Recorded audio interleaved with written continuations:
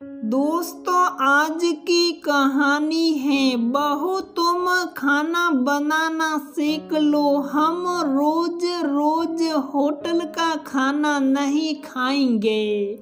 दोस्तों, कहानी शुरू करने से पहले अगर आपने हमारे चैनल को सब्सक्राइब नहीं किया है तो सब्सक्राइब कर लीजिए ताकि आपके पास पहुंचे हर नया वीडियो।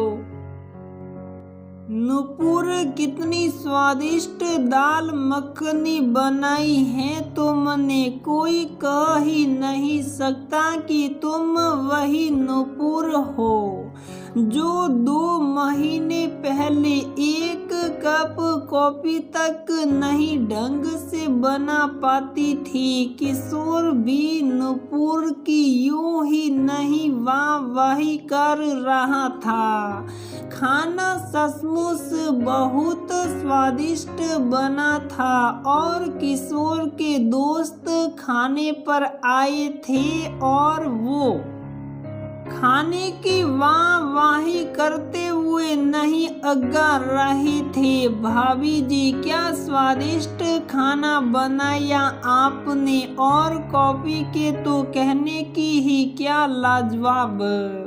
बार बार वो लोग नुपुर की प्रशंसा कर रहे थे और किशोर, इसका पूरा श्रेय जाता है तुमको जो इतना समझदार और सहनशील पति मुझको मिला, वरना कोई और होता तो मेरे हाथ की कच्ची पक्की रोटी खा खा कर मुझे छोड़कर भाग जाता। अरे ऐसे कैसे छोड़कर भाग जाता जाने मन। हर कदम पर साथ निभाने का वादा जो किया है, मुझे तो सचमुच वो दिन याद आ रहा है। और नुपुर कहीं 2 महीने पहले लौट गई। नई शादी, 2 4 10 दिन तो मौज मस्ती में गुजर गए। अब जब घर में खाना बनाने की बारी आई तो नुपुर के हाथ पैर फूल गए। कभी मायके में खाने को तो हाथ ही नहीं लगाया, लेकिन अब या तो ऐसे नहीं चलेगा और रोज रोज होटल का भी नहीं खाया जा सकता। नुपुर, चलो हम लोग सारा गृहस्थी का सामान खरीद लाता हूँ और अब कल से घर पर ही खाना बनाना शुरू कर दो। अब तक तो मैं होटल का खाना खा कर पक चुका हूँ। किशोर, मुझे खाना बनाना नहीं आता। किशोर के कानों के पास जैसे धमाका हुआ हो। ये क्या कह रही हो तुम? हाँ, सचमुच यार, मैंने सोचा था कि अब तो बीवी आ जाएगी, तब तो कम से कम घर का खाना खाने को मिलेगा। अच्छा जाओ 2 कप कॉफी बना लाओ, फिर देखता हूँ। मुझे कॉफी बनानी भी नहीं आती।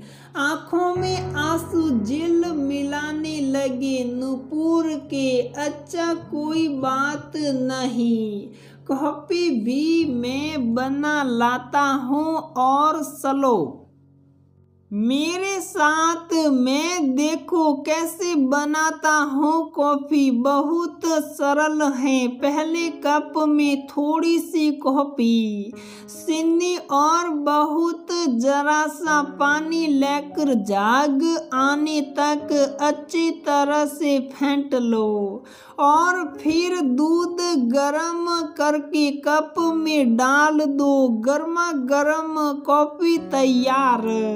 ये तो सचमुच सरल है, लेकिन खाना बनाना कैसे कर पाऊंगी मैं शायद नहीं, कोशिश करने से सब कुछ होता है।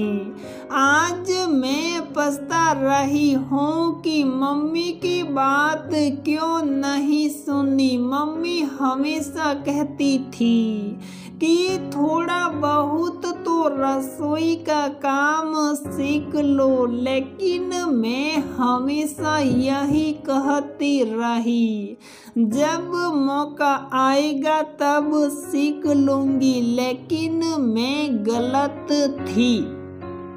कोई बात नहीं, आज से मैं तुमको ट्रेनिंग देना शुरू करता हूँ और फिर देखना कैसे सब कुछ तुम फटाफट सीख जाओगी, क्योंकि मैंने बहुत बार खाना खुद भी बनाया है। और फिर YouTube तो है ही, और एक कॉफी तो ठंडी हुई जा रही है, पियो यार, मैंने बड़े प्यार से तुम्हारे लिए बनाई है। किशोर नुपुर का हाथ पकड़कर बोला, और आज नुपुर की वाहवाही सुनकर किशोर के तो खुशी देखते ही बन रही थी।